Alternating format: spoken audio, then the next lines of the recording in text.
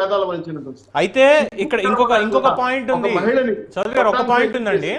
పిల్లలు దొరకకుండా ఈదిన పడే ఇటువంటి దుర్మార్గుడు రాష్ట్ర బహిష్కరణ చేయాలి. లేదు అది పక్కన పెట్టేస్తే ఇందాక మీరు ఒక పాయింట్ చెప్పారు, దాని ప్రకారం తీసుకున్నప్పుడు జగన్మోహన్ రెడ్డి గారు చేయాల్సిన పని ఈ పార్టీ నుంచి సస్పెన్షన్ చేయడం ఏదో చెయ్యాలి.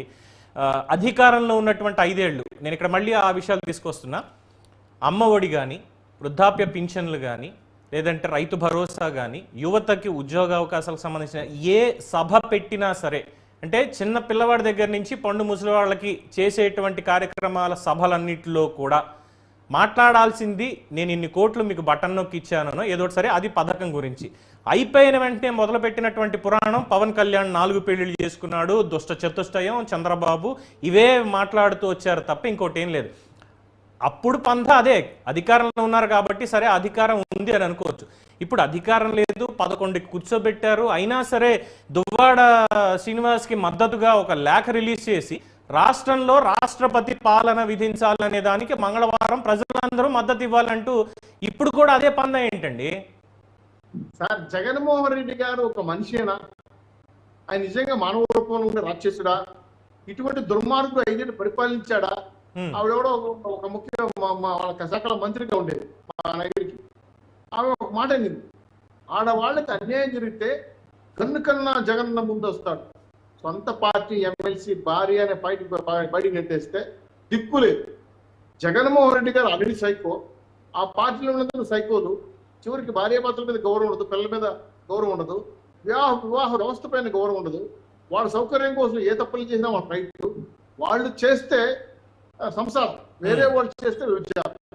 ఆవిడ అంటుందండి, ఆవిడెవరో నేను తనతో ఉన్న వ్యక్తి వైఎస్ఆర్సీపీ జిల్లా అధ్యక్షురాలు దివ్యల మాధురి, అదే ఇప్పుడు ఎవరైతే అందులో ఉన్నారో ఆవిడ జాయిన్ అయిందంట.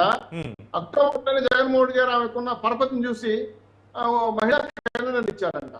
మేమిద్దరం ఒకరికొకరు ఇష్టపడ్డాము, అడల్టరీ ఉన్నాము, మీకేం బాధ అని విలేకరులు అంటుంది.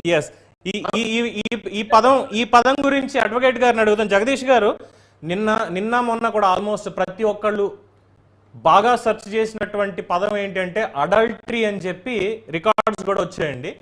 యాజ్ పర్ కాన్స్టిట్యూషన్ కావచ్చు, దాని మీద ఉన్నటువంటి విషయం ఏంటంటే ఏం చేసినా పర్వాలేదా, వీళ్ళు దాన్ని అడ్డం పెట్టుకొని కాపురాలు కూలిపోయినా కూడా పర్వాలేదా? మీరేమంటారు ఈ మొత్తం దీనికి జరిగిందని? ముందు ఒకసారి ఆవిడ మాటలు విందాం, మాధురి గారిది ఒకసారి ప్లే చేయండి పీసీఆర్. అదేనండి, ట్రాప్ చేయడానికి చిన్నపిల్లలా అని అడుగుతున్నాను నేను. శ్రీను గారు ఏమైనా చిన్న పిల్లడా? ట్రాప్ చేస్తే పడిపోతారు చెప్పండి మీరు. ఆ ట్రాప్ చేస్తే పడిపోయేవాడైతే ఈ 25 years లో ఎవరు ట్రాప్ చేసినా పడిపోవాలి కదండి. ట్రాప్ చేస్తే పడిపోయే వాళ్ళు. శ్రీను గారు మేమైతే పెళ్లి చేసుకోలేదు, ఎందుకంటే ఇల్లీగల్ గా పెళ్లి చేసుకోవడం అనేది చాలా తప్పు. ఎందుకంటే నాకు డైవర్స్ అవ్వలేదు, అతనికి కూడా డైవర్స్ అవ్వలేదు. సో మేము ఎక్కడ కూడా మ్యారేజ్ చేసుకోలేదు.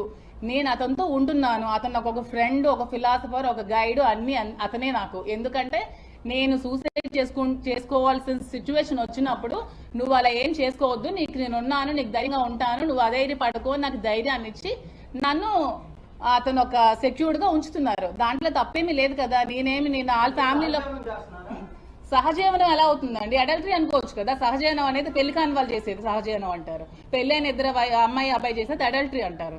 అడల్టరీకి అక్కడ సుప్రీంకోర్టులో కూడా ఇది ఏం లేదు.